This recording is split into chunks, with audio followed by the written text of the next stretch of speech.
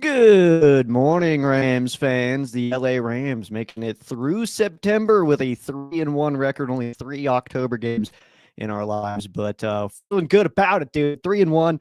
Last time the LA Rams started a 3-1. I don't want to get ahead of myself or anything like that, but that was a pretty friggin' sweet year. This is Tuna and the Sheriff. I am the Sheriff, and here we've got Tuna. What's up, dude? Good morning. Yes, happy Victory Monday to all those who celebrate. Yeah. Shout out to everybody that we saw at tailgate yesterday, at the stadium yesterday. Got to meet up with a lot of people at standing room in section 310. We were getting Sick. loud in 310. That was a lot of fun. We had to help all that fake crowd noise to amplify with our own voices. So we were helping out the PA system a little bit. Yeah, there you go. Yeah, it's good, dude. It's good that that Bynum was able to hear those speakers in action, for himself, after only being there one other I'm, time. I'm not gonna lie. There was a point in the fourth quarter after, like right before we scored with Tutu, we were trying to make another stop on defense. Yeah. At one point, it was so loud, like I had to say to myself, I was like, dude, I can't even hear the person next to me. Like it is insanely loud. Like people were pissed off about what Kim Bynum said. I think a Yeah. lot more people really saw it than they realized. Yeah, man. That's pretty cool to see, man. Like as soon as you heard those comments, you're like, "Oh, bud, it's gonna be so loud for you guys." Like, it's like, Well, like, why ever tempt a fan base like that? I don't get it. and it's not if it's like your division rival. I can imagine like the Niners saying that of like trying to get under their skin because they're going to be there in droves anyways. Yeah. But brother, your fans are from Indiana. Yeah. Like you guys don't have the strongest like support here in LA. Just don't add fire. Yeah, that does nothing for you. I don't know what that was It, about. Kevin Demoff was absolutely killing me, man. I don't know if you saw what he was tweeting out, but Can I last pull it night, up? yeah, please do. I was just gonna read it, so yeah, I'm gonna pull please it up. do. Oh It's my so god. good, man. Kevin Demoff is one of us, dude. That is my favorite, man. I Yes. uh I was I was not aware that he was gonna go that hard on a player. That was I was hilarious. like, damn, that's our COO. Like, that's nuts, man. He's going after these dudes. That's so cool. That's my favorite thing, man. That was my favorite thing from all of yesterday, I think. Number Oh 2 god. is the Tutu touchdown, but number 1 is Kevin Dem trash and Colts players on Twitter. Yeah, here it is. Here it is. Oh man. Yeah. So okay, go to the one before that. So the one where he says Happy Sun's Day. Happy National Thuns Day, Ken Breezy. Oh man, I busted up laughing when I saw that because I have push notifications for Demoff's tweets, so I saw that come to my phone and I was like, "Yo, what are we doing out here?" And then somebody replied and was like, "Oh, Kevin's being petty. I like it." And then he had that response. If you go up, you can see that one. Um, Let me see that one too. I'm yeah. navigating. All right. Yeah. Uh, So then you can see they go Tutu's this touchdown and then this one. one. This one here. So I'm gonna try to read this here. It says maybe I am being petty, but oh, but bro been here for one Rams game when our crowd was awesome on TNF versus the Vikings. He's absolutely right. That was only his second time, and that was a great game. So instead of giving fans credit, goes to a lazy trope slash hot take. Just a reminder: there are so many podcasts in the world, but come after our fans, and we will take notice. Yo, Kevin Demoff, Uh, what is up, Can I man? say Absolutely loving this. I love it? Can I say something though? Yeah, I don't think he wrote that. I don't know, man. Who else would be That running feels like Kevin Demoff's Twitter? that feels like that And first an part Escondón, sounds like something me and my boys would say, like how we talk, or dude. how I would talk to a player in a one-on-one. If you Man, can't I mean, accept that Kevin Demoff is one of the boys, man, I don't know what to tell you. he said, but bro, that's Stockton talk, dog. That's not. Hey, I did. Yo, you and I both didn't know that Kevin Demoff was this lit. All right. I He's one didn't of know. us. I didn't know. I didn't know. Kadoff was like that. I didn't know. One of us. Came off was one of us is sipping on a little bit of Hennessy and getting pissed off. I'm like, no, You dog, know what? I know that. Who's to say Kevin wasn't sipping on something? Who? So, yeah, I I was absolutely love it. unfamiliar with your Game. game, Kevin. We're 5 minutes in. We haven't really talked about what happened yesterday. But dude, okay, first of all, great game. Close game, fun game, great, fun to watch. There was like the stars showed up when you needed them to, man. Like Jared Verse lighting up a center, putting him on his butt cheeks. That was absolutely awesome. Tutu busting ankles out here.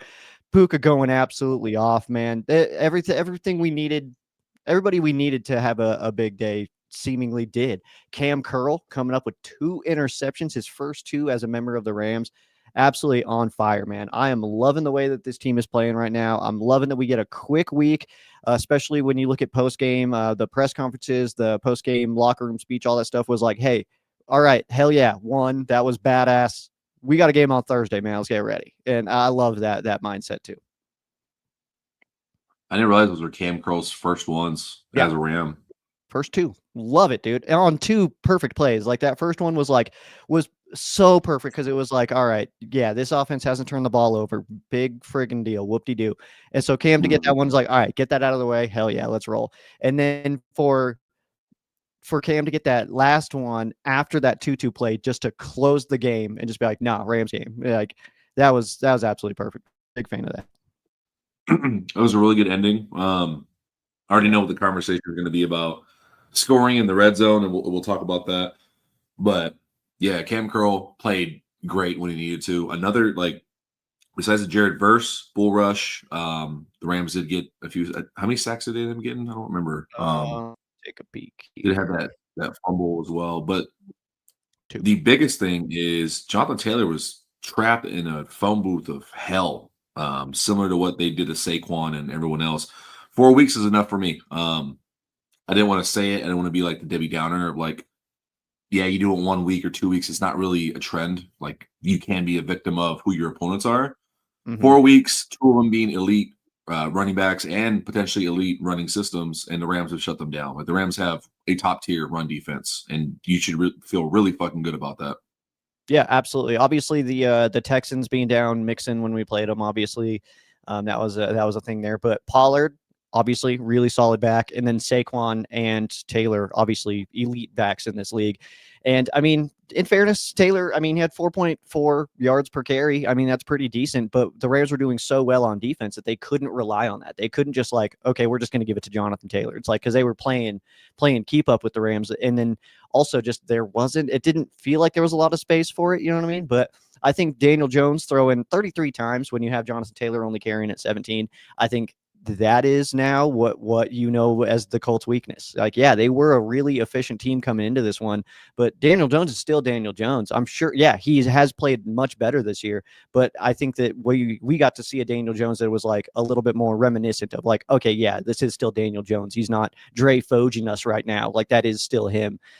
So, and then 17 attempts for Jonathan Taylor. I know if I was a Colts fan right now, I'd be like, yo, that's got to be a lot more even, man. Like pull down those attempts by Daniel Jones and up the carries by Taylor. What are we doing? Especially against a team like the Rams. But I'm on this side of it, so all I can do is kind of speculate on one game. We ain't even going to see this team for another 4 more years, so I ain't worried about it. But yeah, I was a little surprised at the distribution from the Colts attack. My first go swiping through the Colts subreddit. The only thing I see is people mad at AB Mitchell. I'm sure. Touchdowns. You have I don't know how we do this every single year. Every single year, there's at least one player that does this. Just hold the ball through the goal line. Like, why are we trying to get rid of it so quickly? Like, what's the mindset here? Fortunately for the Rams, it came at a great time. That was hilarious. That was one of the funniest things I've seen live.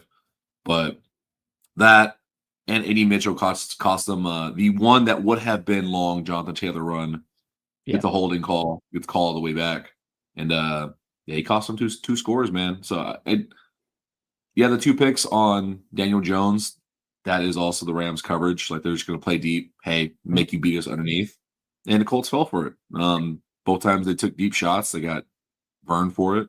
And then the third time where it did work, Emmanuel Forbes gets bailed out because Hayden Mitchell fumbles it through the back of the end zone. So that legitimately went from what was going to be like a top play of the season, something that we watched over and over and over, to it's just going to disappear. It's going to fade off into the distance. We're going to remember it, but it's not going to be something that we see. It's not going to be something shown. What's interesting about that play too is it wasn't like a drop it behind him kind of thing. Like he was like going to celebrate, and then like he even knew as he's going to like hold the ball up that he was dropping it and he was trying to get it. But it's I've never seen one like that before. And like as soon as it happened, the way he jumped on it, I was like, did he drop that? And then you see Curl do it. I was like, oh yeah, he totally did, man. So it's crazy. that was it didn't make sense. Like the ball is in the outside like sideline arm anyways. Like why are you just wait another yard? But anyways, besides that, yeah, run defense was elite. My only concern is the secondary. I'm not going to sit here and act like Michael Pittman is not a very good wide receiver as well. Of course. But from what I'm seeing through 4 weeks, Emmanuel Forbes getting picked on. He got picked on pretty rough in this game as well, like he did last week. Mm-hmm. That is back-to-back weeks. We are going to have to watch that on the film and see kind of what's going on with the secondary, unfortunately.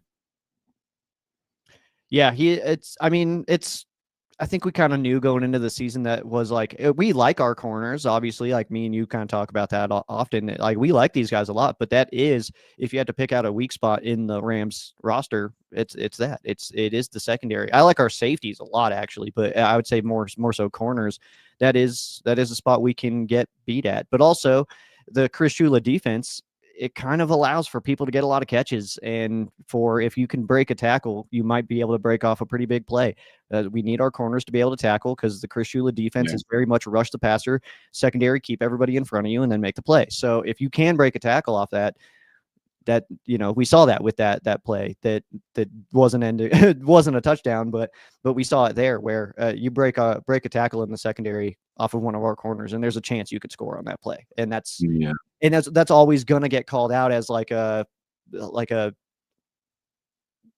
just a terrible play by that corner, obviously, as it should. I mean, if you're getting burned like that and your ankles shook like that, but then that should be the conversation. But I think that that happens a little too often. I feel like we're good for one of those a game, and that's making me nervous. Like in last week, in fairness, the AJ Brown one, it didn't break off and become a touchdown, but it was one of those plays where we needed to stop real bad, and D. Will missed a tackle. Like it happens.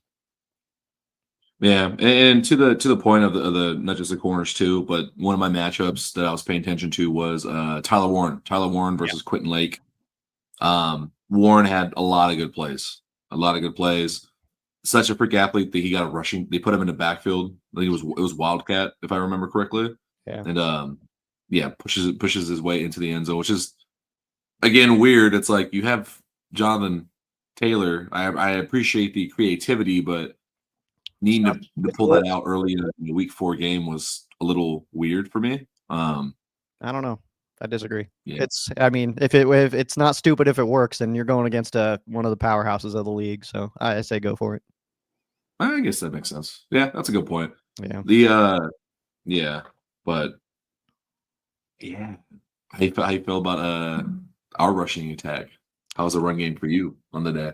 You know what? Obviously Kyron was really solid averages. Just didn't really get a lot of carries. But I do not hate the fact that Kyron and Blake only had a difference of 4 carries, 13 for Kyron, 9 for Blake. I don't hate that. I think that should be closer to what the split is. I know that Blake did not have a high enough, as high of an average as Kyron. I think that's just kind of the way the game shook out and the situations that he was put in. Like the drive that he got early was like, they were just kind of stuffing that. So whatever, it happens. But I like that split a lot. I'm still not, gonna say I'm not out on the run game until this is happening against New Orleans. You know what I mean? Like I'm giving it all the way to the bye for them to really get into that rhythm. Because also, Steve didn't play again. We have not really had our offensive line for a full game yet. So I'm waiting for that to kind of happen. I'm waiting for Steve to come back. Kate ought to be full power and then kind of get some games. Hopefully that would be like Baltimore, Jacksonville, get a bye week in there, and then an off and running against the New Orleans Saints. So that's kind of where I'm at with the run game, but I know a lot of people are getting frustrated with it. You know who else was a healthy scratch before, like right before the game, that I didn't even know it was a hint? Limmer. Limmer was with a Yep. was inactive. So who the hell was at depth if someone got hurt? Like I'm mind blown. Like that was Well, we can find out. I because I know couldn't probably really figure it out. McClendon. I'm sure McClendon was in there. But yeah, Mysterious why. I mean, honestly though, like I saw that I started my live stream and I saw it pop up that Ferguson and Limmer were both inactive, and my first thought was like, oh, okay, yeah, Limmer's inactive. He's getting blown up out here. I know, like we talked about it before. Of like, I mean, he's not playing in his normal positions. He's being a backup. He's kind of getting tossed in. He's playing left guard. He's playing right guard. I'm not asking for a whole lot here. I'm just asking not to get blown onto your butt cheeks every time. You know, like you can't do that, man. Like hold your ground. So yeah, him being inactive makes perfect sense. It's like, yeah, get him out of there because other guys might be better right now. I like Limmer a lot. He had a great year last year. I'm sure he's going to be fine in the future, but right now, I think that was the right call. Yeah, it's a tough call too. Yeah, decisions like that. Coach Wendell is he's curated a good group of guys. My Yeah. only worry is sometimes I feel like they do make decisions, like rotation decisions. Like I'm still kind of burned from that start last year. The whatever reason, hey, we're finding out like 2 weeks before the season, Jonah Jackson's moving over. Now Avila's going to play center. Yeah. And it wasn't like let's just see if he can do it. Like, no, he's going to start there. Like, and then a week later, they're like, no, he never mind. Yeah. What? Like, what are we doing? Really annoying for sure. But I mean, Quessenberry, Humphreys, and McClendon being on our bench for that game instead of Limmer, I'm fine with that. I have no issues. Yeah. Limmer hasn't Positive played well. though. I don't know. Go ahead. Yeah. No, well, I'll change to a positive. A positive is Puka Nacua is the best wide receiver in the league. For sure. No doubt. No doubt. Who said it 2 weeks ago? Yeah, we did. We did. Couple of dudes on a sweet show in the morning, Monday, Wednesdays, and Fridays. Two football dummies called it. Yep. And what did you say to us? What did they say to us? What did they say to us? No, I don't know about all that. He's pretty good, but he didn't even score a touchdown. Idiots. Bro, he's on track for like 2,100 yards and only 4 touchdowns. Yeah. On fire, dude. On fire. Absolutely love it, man. Yeah, I don't know if you saw that, but he did tie the record for most receptions in the first 4 games of a season, tied with 22 Cooper Kupp. And I think it was, oh man, what was the other one? Was it Justin Jefferson, 18? I'm not surprised. Like, yeah. Well, this game he had 1 billion catches, man. I mean, that's the thing too. Is it like I know there's a lot of people that like, and I'm one of them too. That's like, hey, we need to get other guys involved. I mean, in fairness, it did happen this week with Tutu catching that bomb. Whittington, obviously, he kind of has more of a wide receiver, tight end, offensive line role right now, as he's kind of just all over the place and clearing ways. But it's like when Puka's that open all the time, man. It's like obviously throwing the football because not only is he going to catch that ball, but he's also going to break 12 ankles on the way to the end zone, man. Like it's just, it's unbelievable the things that the routes he's able to put together, man. When they were showing some ISO routes from Puka where he like looks like he's going to cut outside, then he cuts inside and then no one's within 10 yards of him. It's like, God dang, man. It's like, you know, this is coming and he's still doing it to you. That's crazy. I love it, man. Puka's going off.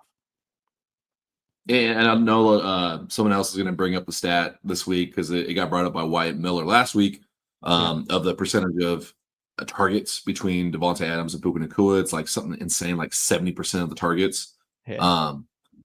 And my thoughts on it is, I mean, not everything needs an opinion. I'm not saying Wyatt Miller did. He just said, hey, this is just a reality.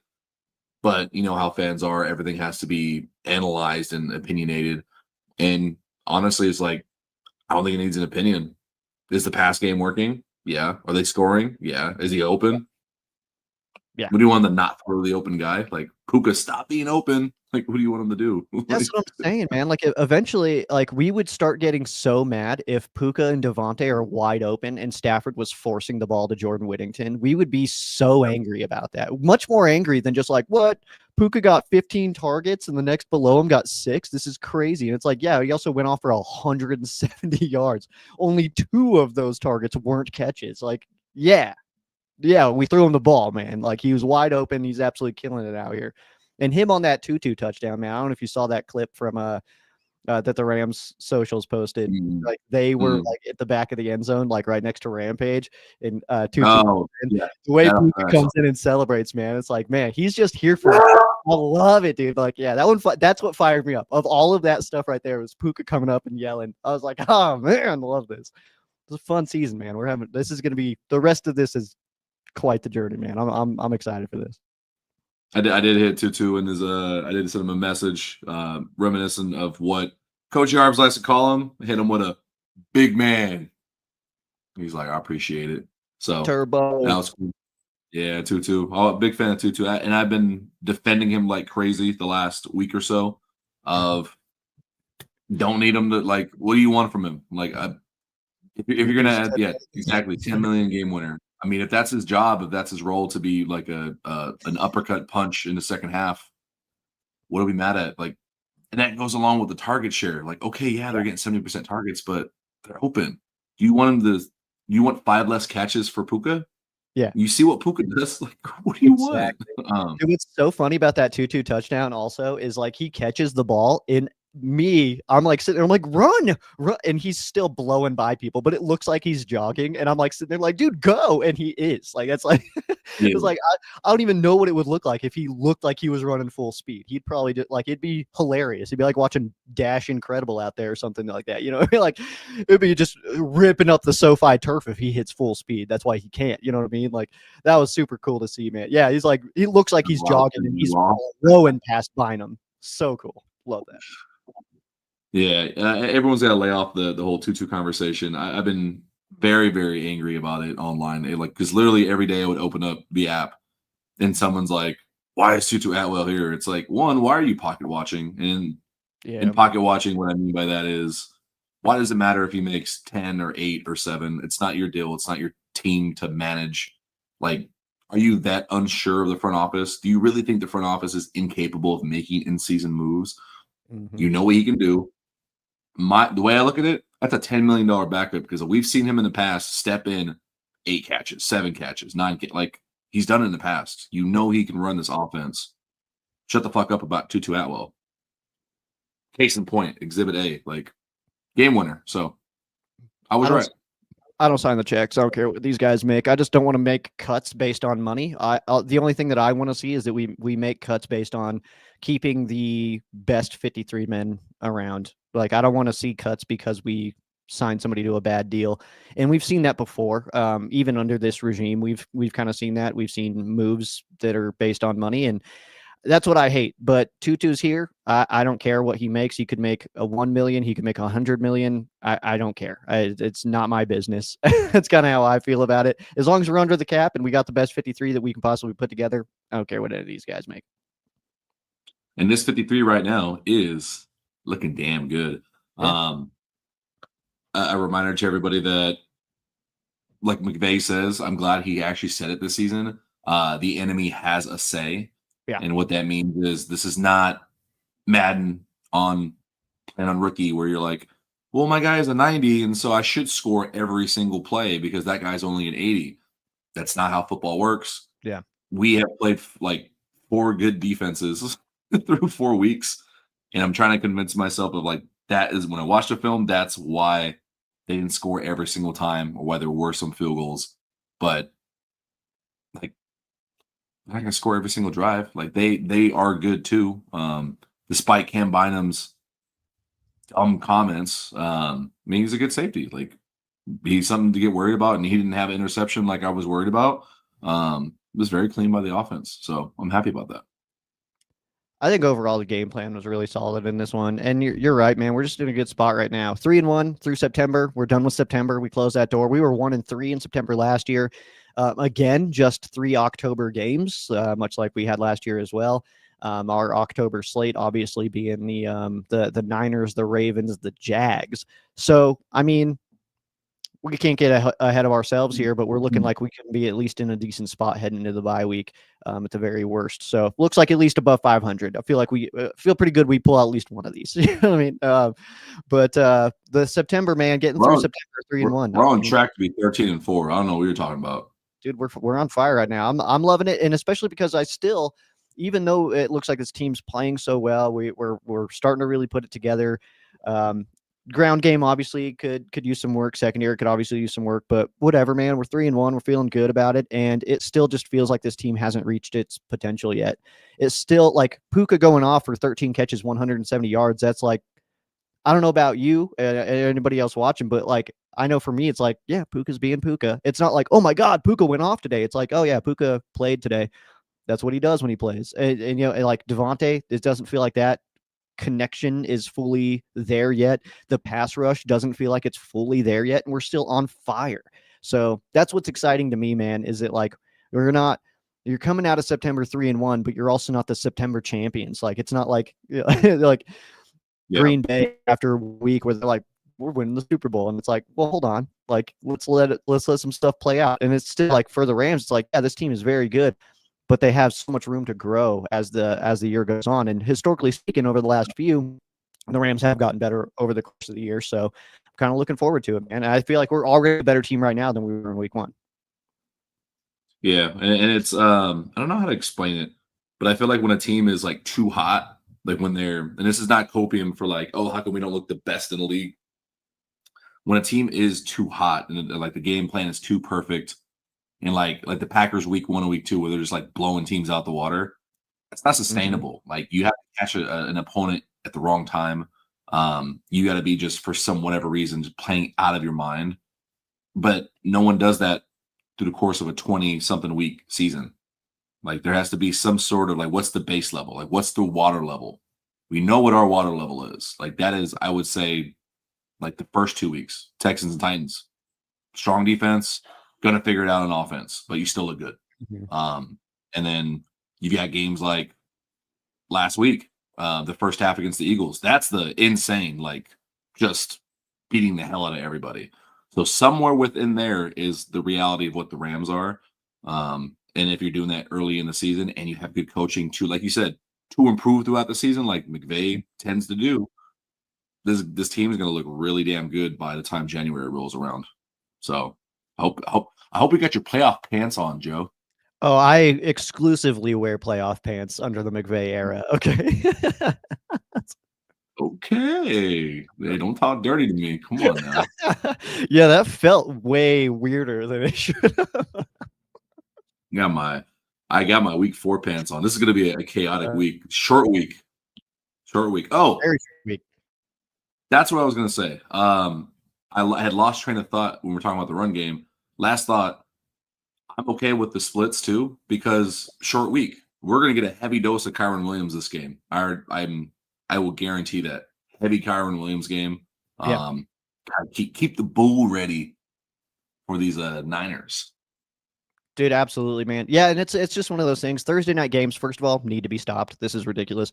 But it's because we just played, so did the Niners. So both teams go into this week prepping on Tuesday and Wednesday for a game on Thursday. This is going to be a very stripped down game plan. That's what I hate about it specifically, is like you don't get time to prepare, so you don't really get to experience this matchup in its full power. We don't get to fully prepare for the Niners, but they also don't get to fully prepare for us.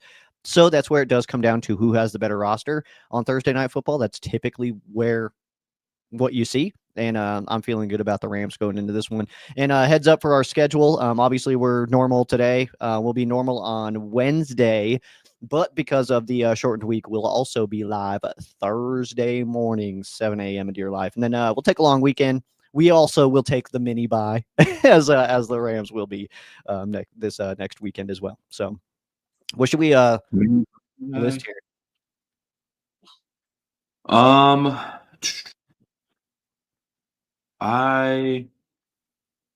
as you see, I'm recording in the living room. We've got guests over from Indy, so it's about to get loud in here. So I don't know if I can sign off. Nice. Okay. We're just gonna list off players who killed it yesterday. Cam Curl. Give me Tutu. Oh, you're going there? Yeah. You're going there? Yeah. Our sweet king Puka. All right, give me Stafford, 375, 3 touchdowns, no picks. God. I didn't know.